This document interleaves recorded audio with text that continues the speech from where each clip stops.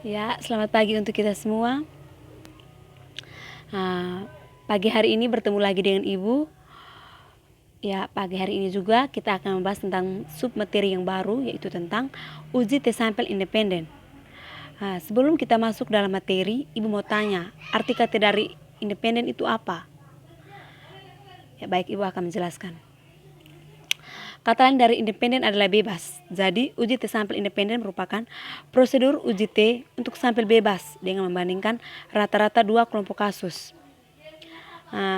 Kasus yang diuji bersifat acak, pengujian hipotesis dengan distribusi T adalah pengujian hipotesis yang menggunakan distribusi T sebagai uji statistik. Tabel pengujian disebut tabel T student. Ya. Kriteria data untuk uji T sampel independen. Yang pertama, data untuk dua sampel bersifat independen atau bersifat bebas. Yang kedua, sampel acak dari distribusi itu normal. Jadi yang berikut fungsi pengujian uji T untuk memperkirakan interval rata-rata. Yang kedua, untuk menguji hipotesis tentang rata-rata suatu sampel. Dan yang ketiga, untuk menguji layak tidaknya sebuah pernyataan dapat dipercaya atau tidaknya. Ya, kita masuk ke dalam contoh. Contohnya, seorang kepala perusahaan menyatakan bahwa jumlah rata-rata karyawan di perusahaan A yang bekerja aktif adalah 20 orang.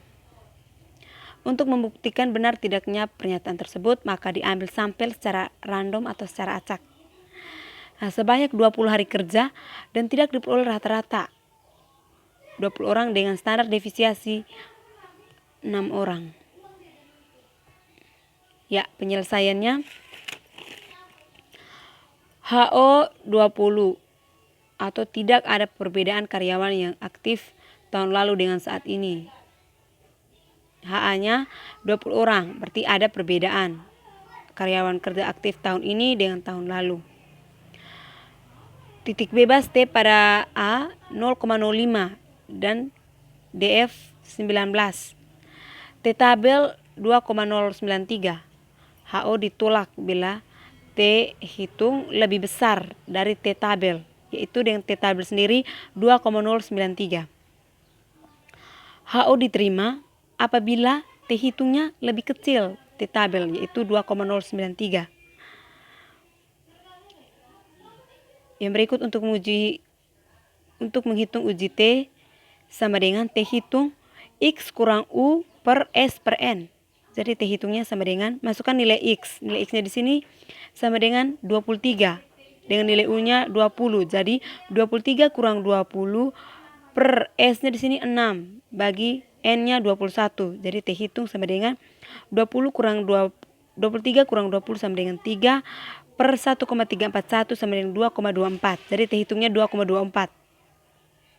Karena T hitungnya 2,24 lebih besar dari T tabel yaitu 2,093, maka HO-nya ditolak.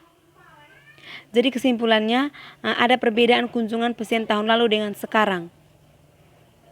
Jadi perbedaan antara pasien tahun lalu dengan tahun sekarang itu ada. Karena T hitungnya itu lebih besar dari 2,093 yaitu T apanya ya tadi? T tabelnya.